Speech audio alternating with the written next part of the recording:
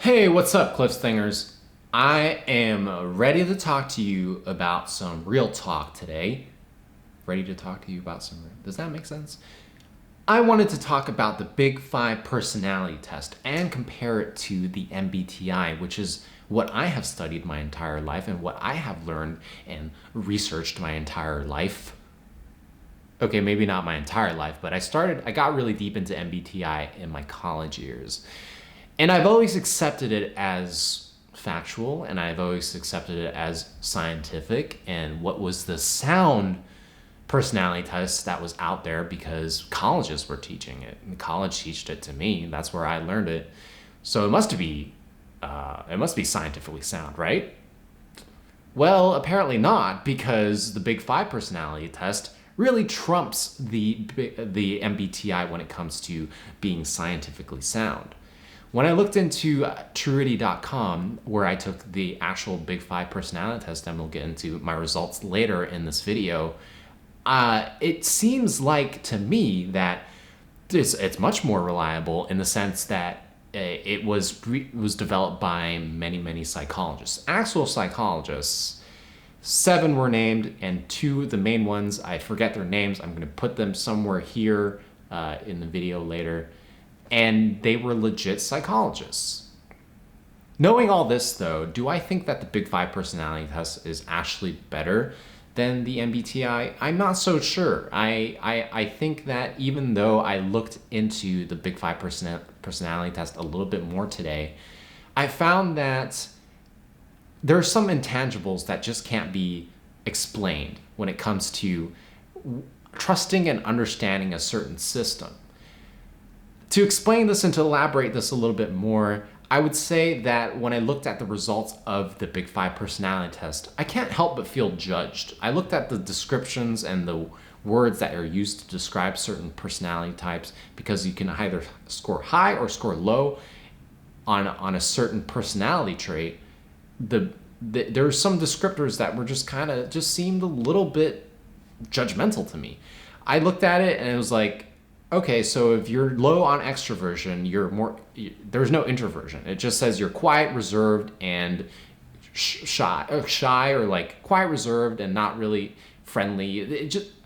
I'm making some words up here, but it kind of felt like those were the descriptions of someone who was not scoring high on extroversion. And then it dawned on me where I was thinking back about how this Big Five personality test was developed. I looked into it a little bit more, and it said that the Big Five personality test was developed through pooling together all these personality descriptors, like let's say shy, outgoing, adventurous, stingy, just all the different types of personality tests, and they were able to funnel it down into 5 big ones, which is ocean or openness, conscientiousness, extroversion, neuroticism, and agreeableness. I realized after looking at all this information as well that, okay, so primarily it didn't seem like the researchers' names, it didn't seem like it was from a wide variety of different cultures. It seemed like it was a more Western pool of people that developed this. But I don't know, I might have to look even deeper into that. But it looked like to me a majority of the psychologists that were named in development of the Big Five personality tests were part of the Western world. Therefore, the descriptors are going to be a bit more culturally biased if I had to be honest, because in certain cultures, extroversion is the more revered personality trait. But when you go to Japan, or you go to Asian countries, or you go to more introverted cultures like Sweden or Finland, the more desired personality trait would probably be introversion. When I talk about Western, I think more about, I'm more talking about English-speaking countries. My point is, there might be a lot of bias in this as well. Even though it was developed by multiple psychologists, it doesn't mean it's the most perfect, unflawed personality test. And let's be honest, there is no perfect personality test. There's no perfect way of describing somebody's personality. We just kind of feel it. And those are the intangibles, in my opinion. further, in my opinion, the MBTI does hone in a bit more on the intangibles, in my opinion. I said in my opinion way too much. But the Big Five personality test is the more scientifically sound, more data-friendly personality test out there currently today, which is why it is the most widely accepted personality test today.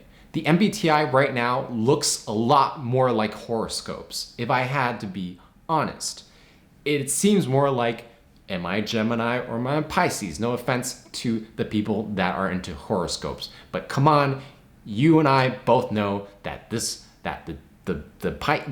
whole horoscope thing is a little bit of pop psychology, a little bit of spirituality, woo-woo type stuff. MBTI is a little bit like pop psychology at this point. I'm sorry to say this. However, just because it is viewed as that in the mainstream, how many times have we been reminded that the mainstream isn't necessarily correct either? There's a widely accepted thing, right? The Big Five might be the most widely accepted personality test. The Myers Briggs might be the least respected or the least accepted personality trait test. But it doesn't mean that one is worse than the other. It doesn't mean that the more widely accepted might be more correct or more right than the personality test. In these days and times, I'm watching TV, I'm looking at the news, I don't know what to believe. I don't know what is correct. I don't know what is true. So what my conclusion now is that what do we do with this Big Five personality test and the MBTI? How do we decide which one is actually correct? Well, it really depends on you at this point. It really depends on me at this point of what I wanted this, what I think, what I personally feel, the intangible, right? What do I personally feel is correct? And the best way to really understand personality with all this information is to just be able to understand and accept all of that information. Whether it seems like pop psychology, whether it's more data driven. I've been proven time and time again, the data doesn't necessarily defeat the intangible, and the intangible doesn't defeat the data. They're both important. Both have to be accepted in order to understand the real truth about many things. Am I leaving MBTI behind? No. Am I not curious about Big Five? I'm very curious about Big Five. I really want to understand more about this because this is a new development for me. I did not know about the Big Five personality test until recently. It was Jordan Peterson saying that MBTI was archaic. And this guy is a big top University of Toronto psychology professor. I'm definitely going to listen to this dude when he says something like that. My advice right now is to just be open-minded. It really is important when you're trying to understand other people's personality types and to understand your own, is to not be attached. Let's not be attached to letters. Let's not be attached to descriptions. People are flawed. Things are flawed in this world. To be able to say that one thing is the final truth seems a little bit, it just seems restrictive to me. I think we should all be more open-minded and more accepting of the multiple shades of gray.